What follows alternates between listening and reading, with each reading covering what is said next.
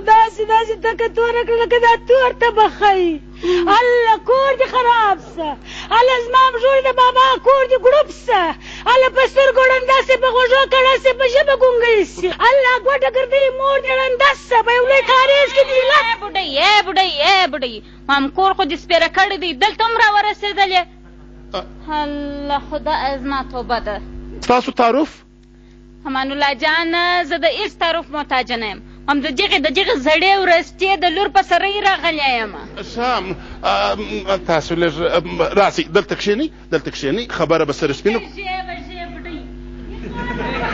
سترګې ستله یداره یخمار سترګې دې واوځله.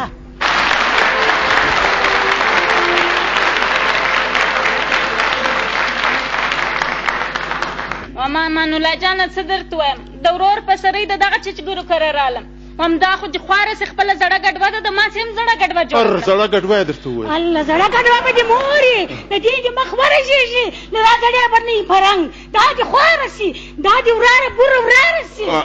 بیا دې بلډ پریشر پورته سو، ته لږ د بلډ پریشر ګولۍ شروع کړه خاله په اصل کې. جی دا ګوره تاسو دلته ما د جنګ دپاره نه یاست راغوښتي، زموږ د دې خپرونې دا مطلب دی چې د هر چا په مابین کې یو جنګ وي، د هغه سوله صفایي ور وکړو، راضینامه ور وکړو. وایم څه درته وایم امان الله جانه، په کور ته راتلله موره راخطا ایستله، ویله ول دغه لور دې راکه زما و زوی ته، داسې به در وساتمه لکه د لاندې مږ کې بوزه درته وویل؟ او مږ خو ته بوزه، د لاندې بوزه. ویل زما مور پوښتنه زه ما مور ته ویله ول نو زه خو 10 لکه روپۍ ولور در څخه غواړم. ته خبره دې بوډۍ څه ورته ویله؟ څه ورته وویل؟ دې ورته ویله ولور څه کوې، زه یوه لور لرم، هغه به په سره یې درکړم، راسه چې سره یې سره وکړو. ما کله ورته وویله خو ستا مور هره ورځ راځغاسته ویلې ول دا لور دې راکړه زما وزوی ته. اوهو خاله بخښنه غواړم میډم، تاسو داسې وکړئ د روغې جوړې خبره شروع کړئ. امان الله جانه څه درته وایم، کله به ویله چې زما لور داسې ښایسته ده ریما ته سوې ده، کله به ویله چې نغمې ته سوې ده، هغه چې مو راواده کړه چې مخ مو ورلس کړي، ته خبره چاته سوې وه؟ خاله خیر بیبي ناسته وه.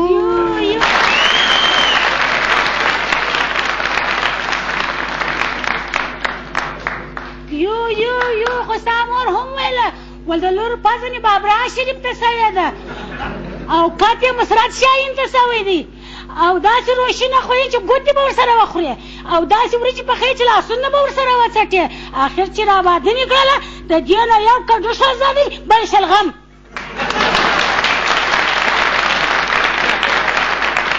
ولې همزار دې څه پرون مې د پټاټو شوروا نه کړه در پخه؟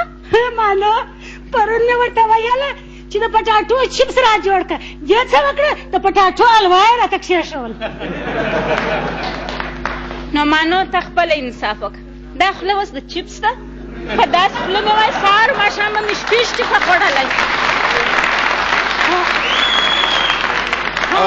مانو څنګه خطا وتمه، د دغې جادوګرې مور تعویضونه به کوډې را باندې وکړې، سترګې یې را پټې کړلې، داسې خیالوره لور مې په دغه بزوګۍ بدله کړله، سونه مې په چاندي بدله کړه، ټوډه مې پالټو بدله کړله.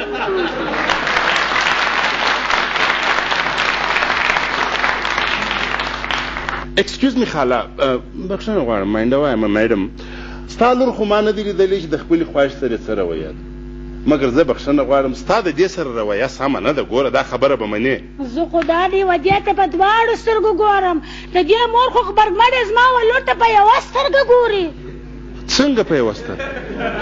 مانو څه درته وایم، همدا یو کال یې کېږي پر سترګه یې پرده راغلې ده، ړنده دې سي. ښه پر یوه سترګه یې پرده راغلې ده که په دواړو؟ پر یوه راغلې ده. پر یوه راغلې ده، په یوه سترګه دې ته ګوري. ولې؟ وایم مانو د هغې خو په سترګه باندې پرده راغلې ده، په تا به زه هغه کانې کومه چې پردې څه شي، تلتکان به دې پر سترګو راسي، تلتکان. هوا درې